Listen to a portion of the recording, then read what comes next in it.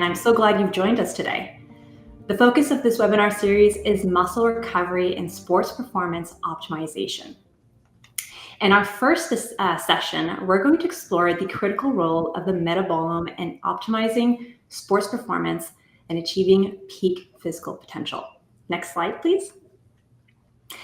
Leading today's session is Dr. Michael Chapman, a naturopathic doctor, as well as the Director of Product Innovation at Genova Diagnostics. He specializes in researching and developing new test profiles while educating and consulting with integrative and functional medicine practitioners. Dr. Chapman has presented at many national conferences, contributed to the Textbook of Natural Medicine, and is also a co-host of the Lab Report podcast. Now, before we begin, just a few quick housekeeping notes. So please submit any questions in the chat, and we're going to try to address as many as possible following the presentation. This webinar is being recorded, and the recording will be sent to all attendees and registrants via email. You can also access the recording at fullscript.com/webinars in a couple of days. A copy of the presentation is available for download in the files section of the platform, which should be on the right-hand side of your screen. Now, if you're having a hard time reading the slides on your screen, please download those slides to make it easier to follow along. There will also be a 5-minute break between each session, so feel free to stretch, grab a drink, jot down some notes, or go to your FullScript account and favorite the test for easy access in clinic. So thank you again for joining us, and take it away, Dr. Chapman. Great. Thank you so much, Dr. Natasha, and thank you to FullScript for allowing me to come on here and speak a little bit about this topic. Really excited about this topic because we actually have a lot of experience utilizing metabolomic type testing in the realm of sports optimization, physical fitness, and things of that nature. So I'm going to be utilizing some of that experience, some of that knowledge, and talk about even really what this is all about that I'm referring to when I say the metabolome. So a couple objectives for today, and we will hopefully be hitting them all. And keep in mind, there will be opportunity for Q&A at the end, so jot down any questions that you might have. And I kind of like to start here with this just realization of where we are when it comes to the different opinions that we all have. You know, I don't think it's a surprise to many on this webinar that there are a lot of different opinions out there about what is even an optimal diet, and that's also relevant in the sports optimization arena. You know, there's a lot of people, you might hear things that somebody's on a ketogenic diet that is never going to help contribute to their muscle growth maximization, or you know, maybe vice versa. And so these diet wars are out there, and I think as good clinicians and good stewards, we need to understand exactly what how to kind of wade through these waters. And one approach that I generally take is you know, I think it's easy for us functional medicine clinicians to comment diet in a lot of different ways. Sometimes we really tend to honestly overcomplicate diet, and we have so many different restrictions. And this week we're doing that, next week we're doing this. And then I think oftentimes we have an issue where we throw away the basic fundamentals of everybody is different, and that is true, but there's also still very basic fundamentals from a diet perspective that we all have. And let's make sure we're covering those bases. And it's really easy to get lost in macronutrients and micronutrients and optimizing of each and every one of these things. And so my talk hopefully is going to help wade these waters from a cellular approach. And as it relates to sports performance and optimizing muscle growth and health and reducing any sort of catabolism, we always want to make sure that we're thinking about what sport or activity our patient is engaged in, because it's going to have different needs from a nutritional perspective, right? We have more aerobic type training, that's long duration activities that might require more glycogen. However, we do know that the heart and skeletal tissue can run on ketones for a long time. So, you know, really that's a different type of support than we're giving to somebody who's doing high intensity anaerobic, you know, muscle growth type training, where they need more immediate energy production from the mitochondria, which is going to require perhaps different types of nutritional loads, right? So always be thinking about what is this person's sport and how might that reflect their nutritional needs differently. And we can even think a little bit about what phase of their training are they in? What phase of the periodization approach are they in? And are we really balancing these anabolic triggers with recovery appropriately. So these are kind of the core concepts I would say to have in the back of your mind as you're working with people around sports performance and optimization. But the two big headlines that I'm always trying to think about when I'm working with patients in this manner is we're thinking about training and competition, right? And what micronutrients are the catalysts that take our raw ingredients and make them into usable energy, right? Our B vitamins, our minerals like magnesium, I'm thinking there. But then what about the recovery aspect, right? They've generated all this oxidative stress. How am I managing the recovery? And so there's other types of nutritional interventions that we can think about there as well. Things like antioxidants, omega-3s, B6, all great recovery nutrients. And the type of approach, the cellular approach that we're going to be showing is actually meant to focus on exactly which ones of those we might want to be focusing on, right? Because the goal is improved output, improved endurance, and potentially muscle growth. And that's different between hypertrophy as compared to hyperplasia, right? And that's up to the goals of the individual. And recovery, recovery, recovery. This is one of the hardest things to work on, I think, in our athletes because they're so used to pushing and pushing and pushing, and they have to constantly be reminded that recovery is part of the training, right? And so always just kind of keep reorienting and focusing on the big picture as we go through this. But this cellular approach that I'm referring to is different than just thinking about this is what somebody says is the best way to approach diet in an athlete. This is talking about how the cell is actually functioning, right? The cell, it doesn't have the same biases that we do, right? It's giving us information that we can measure. And so the question is, well, how do we do that? And what's the approach? And the approach is this, right? And this is what I call the metabolome. And really, we'll talk a little bit about what this is, but if we start to understand, this is the language of the cell, right? This is all the inputs and outputs that the cell is either taking in and spitting back out. And so we're going to use this a little bit as kind of leverage. So high level definition, the metabolome is a global collection of all of these metabolites, makes sense, right? That are produced by cells during metabolism. And if we measure it, it can provide a direct functional readout of all the cellular activity. Seems like a good way to go about how well that cell is functioning. And as it relates to our athletes, there we're talking about skeletal tissue cells, we're talking about immune cells, we're talking about all of these different types of activities. And I also I'm going to show this quick graphic to orient around the idea of this omics approach and multi-omics and where are we on the spectrum, okay? So we know there's genes, and genes can be measured, and that's genetic testing, okay? And then how those genes are expressed can also be tested, which is we refer to as epigenetics or transcriptomics, which is saying, yes, turn that gene on or turn that gene off. Because if you just are looking at the genes, you don't quite know which ones are being expressed more than others. And the expression is really important because if the expression is a turn it on, the result is build a protein. That takes us to the realm of proteomics. What types of proteins are floating around, right? Because the proteins are the things doing the work. Now, where the metabolome comes in, or metabolomics, is once those proteins are doing work, then they're taking these metabolites and turning them into other things.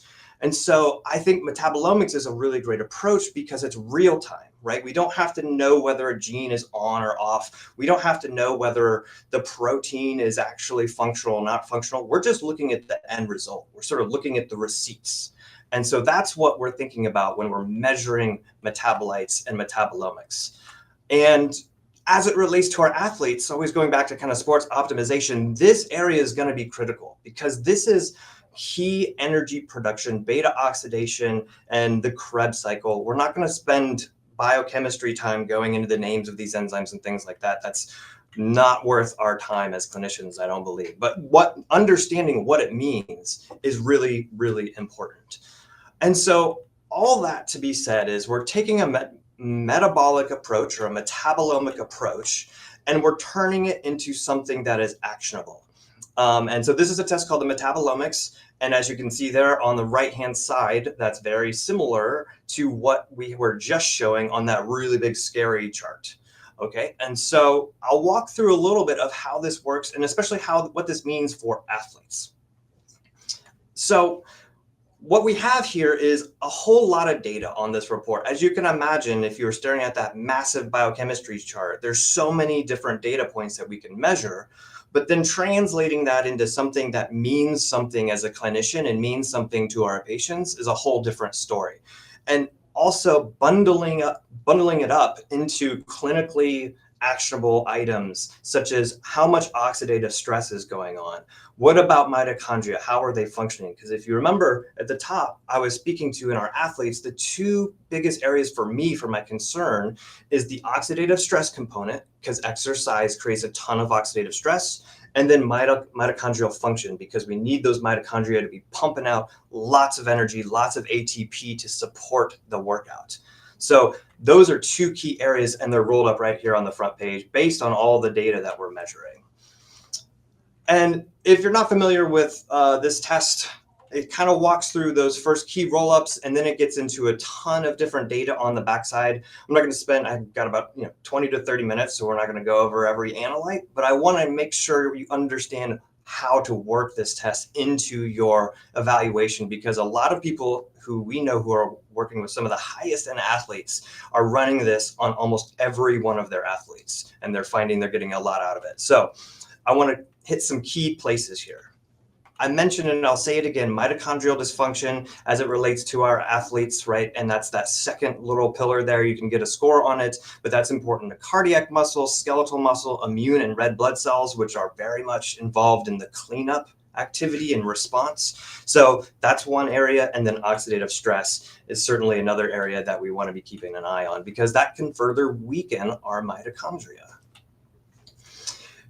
You guys are all smart people. You probably know this very well. The mitochondria is basically the power plant, and we want to make sure it's functioning very well. And actually in exercise, we tend to be producing even more and more mitochondria, but it's associated, mitochondrial dysfunction is associated with all these unfortunate chronic diseases. And even the concept of aging itself is thought to be some sort of aspect of mitochondrial dysfunction, the combination of dysfunction with oxidative stress and inflammation. Makes sense. It's all kind of coming together when we talk about the aging process. Also critically important in immune function as well. And it's at the bottom of this page here where you see we're measuring things like glutathione and antioxidant, lipid peroxides, which are oxidative damage markers, 8-OH-DG. These are very commonly found to be elevated in our athletes. And this is always going back to that conversation about recovery, right? Are we recovering as compared to our energy or excess and our exercise that we're doing? We do also on this report give a bunch of different recommendations nutritionally based on that person's cellular fingerprint. So that's on its own separate page. And I want to make a quick distinction that oftentimes when we're thinking about a recommendation from a cellular or functional test, we're not doing a direct measurement. This isn't we didn't go measure serum B12. What we did was we looked at all those pathways that require B12, like on the right-hand side. We find that if they're sluggish, if they're slow, then that is a functional indicator of B12, which is oftentimes, even according to Mayo Clinic, superior than doing a direct measurement, because a direct measurement in the serum doesn't necessarily mean that it's functioning inside the cell where we need it. So let me show you just a real quick example of going back to that big pathway chart, how we're using it on this nutritional kind of approach, right? How we have fats coming down into beta oxidation to make energy. And that requires cofactors. Magnesium and B2 are very important here. And if we don't have that, what we find is these things go into an offshoot pathway, and we measure that offshoot pathway as an indicator for a backup. And then we are doing that across all of these different pathways and bringing all that data together. Basically how this is a functional evaluation, and it relates to lots of different ways to support our athletes. We are measuring technically organic acids on this, and you'll see even on the bottom right here, some of these very important nutritional components, and also branch chain amino acids, which are critical for our athletes as well. So we do have a lot of these different categories of organic acids. I'm not going to run through each and every one of them. We're also measuring amino acids, and I'll speak to its relevance in athletes in just a minute. But in general, for our patients, we want to make sure their amino acids are in line. We're seeing this general trend down the middle because they need to be having enough dietary protein intake to support their body. One other interesting area, especially in our athletes, are dietary peptide markers. And these are markers that show us either the breakdown of our own red muscle fiber, right? So whether somebody's going catabolic, which is not something we want in our athletes, compared to how much actual protein that they are taking in. So we can judge this alongside the amino acids to say, are there digestive issues? Is this person catabolic? All those types of questions. Fatty acids are going to help our athletes to manage their inflammation in response to exercise, particularly our omega-9s, our omega-3s are going to be very helpful for inflammation management. And, we always think about cardiovascular risk. That's on this as well, looking at this omega-3 index. And moving on, not just in athletes, but in basically everyone who's walking around today, there are toxic exposures all over the place waiting for us. And we do have that available as an optional add-on. These things can very easily muck up cellular energy production. And so that's something to keep in mind if you feel like your athlete's just not turning the corner and something might be in there, kind of slowing things down. So bringing it back in the last couple of minutes to our athletes and really key areas to focus on, I mentioned cellular energy production. This is looking at the mitochondria and how well it's working. And we have a couple key things here. We have alpha hydroxy butyric acid, and this one can be elevated along with beta hydroxybutyric acid when somebody's in ketosis. We've seen that over and over and over again, but we can also see that in poor lifestyle habits. So I tend to think of them as like little bellwethers as to whether somebody is potentially pushing too much, or whether they're intentionally doing something in ketosis, or whether the system is just not quite producing ATP in the way that it normally would through kind of carbohydrates. We also have these branched chain amino acid markers on the top right, and this is very important because of our branched chain amino acids are not being used to grow muscle for our athletes, but instead being used to be broken down to create energy. Then we'll see elevations here. And I would say that's a clear indication for needs for like vitamins B1, B2, B3, lipoate, to make sure that our athletes aren't going catabolic in response to their energy needs. Hopefully that makes sense. So keep an eye out on those alpha keto acids up here.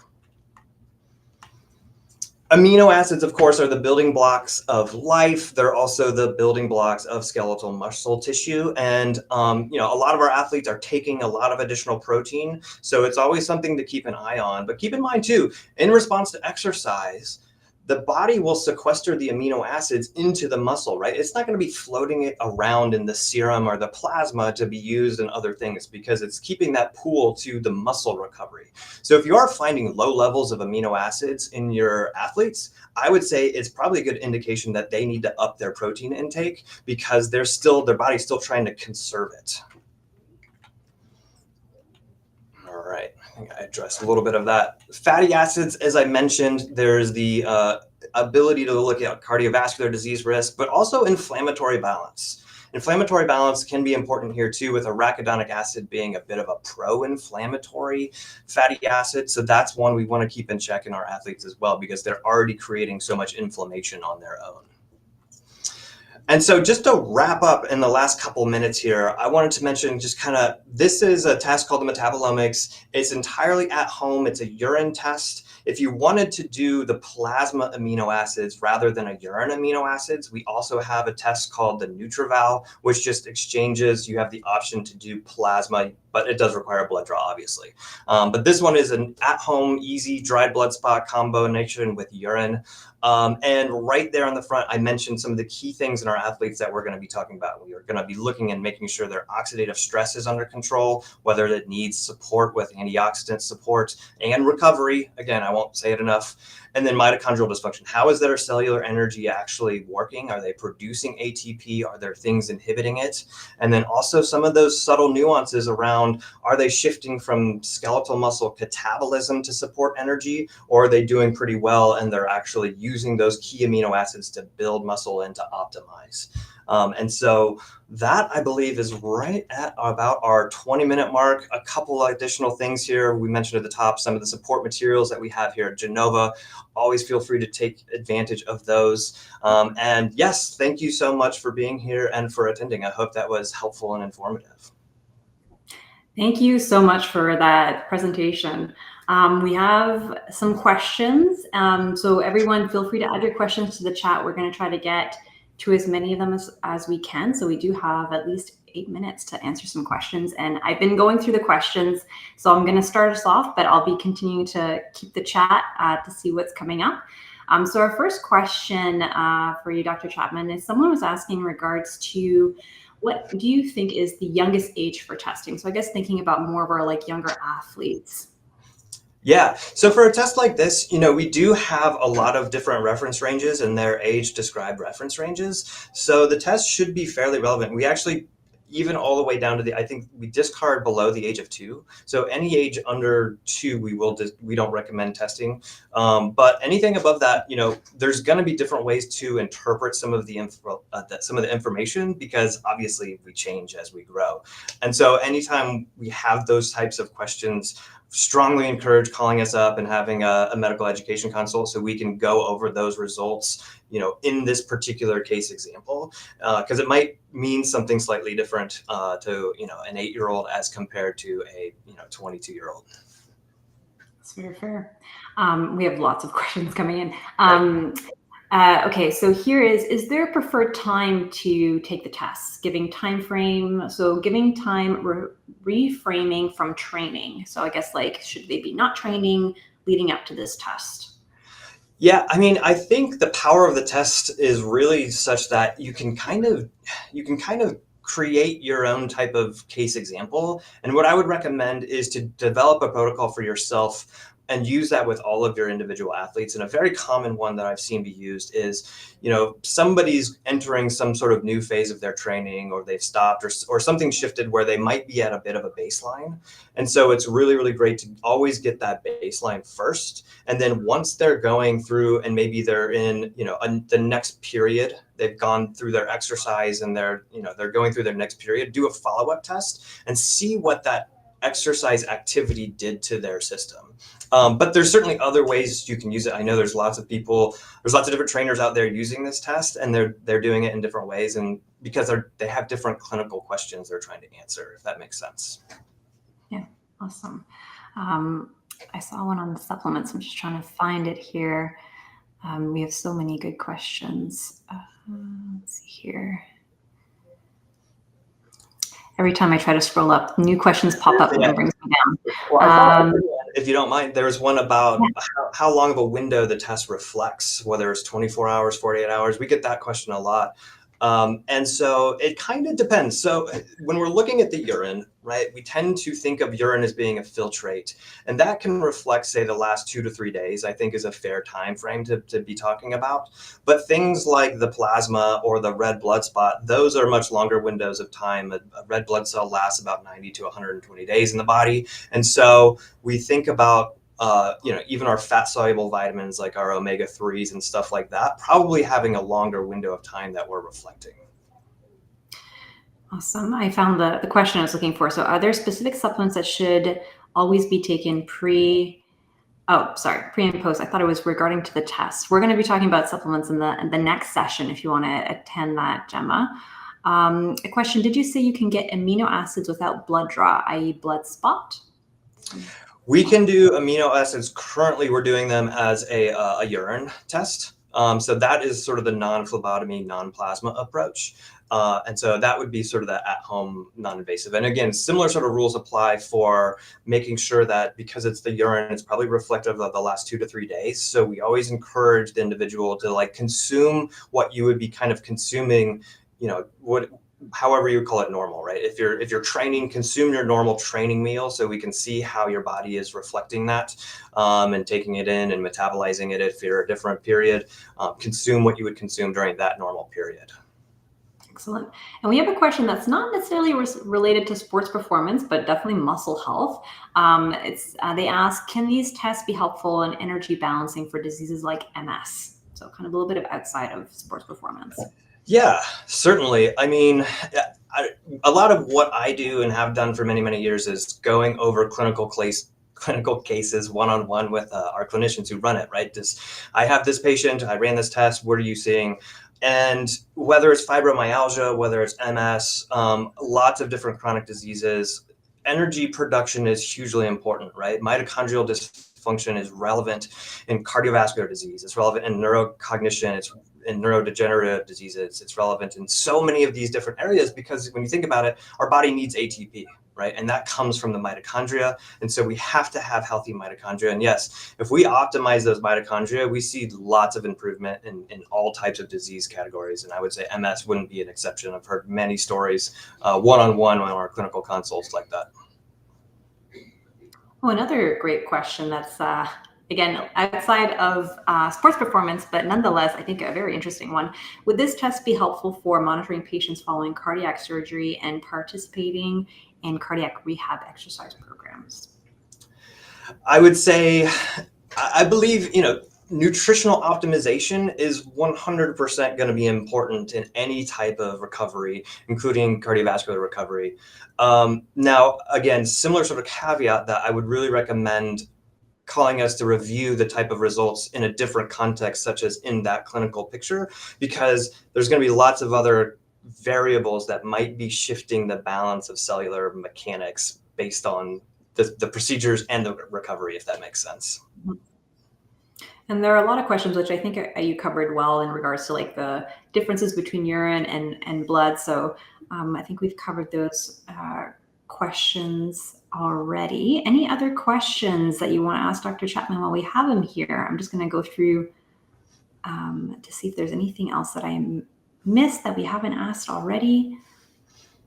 We asked questions regarding, when we should be doing this test in relation to exercise. So we've covered that. There's quite a few questions, people asking about that. Yeah, and I just saw one about TMAO from here, and we do actually we did a very specific podcast on TMAO on the Lab Report podcast.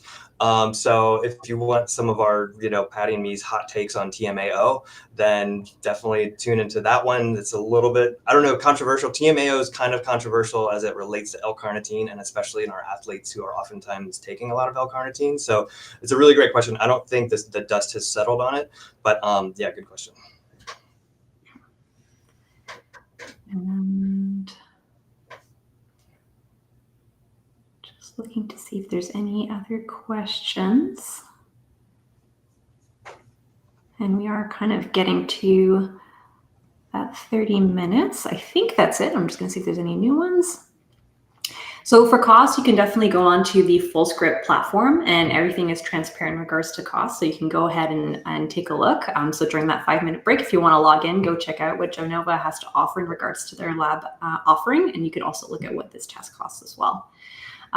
So I think we're going to wrap it up there in regards to, thank you so much, everyone, for being so engaged and asking all those questions. Thank you, Dr. Chapman, for providing this really great session on how the metabolome impacts sports performance and muscle health. So just a quick reminder for everyone, this session is being recorded. So all attendees will receive and registrants will receive this recording in an email in a few days, but you can also access it in a couple of days at fullscript.com/webinars.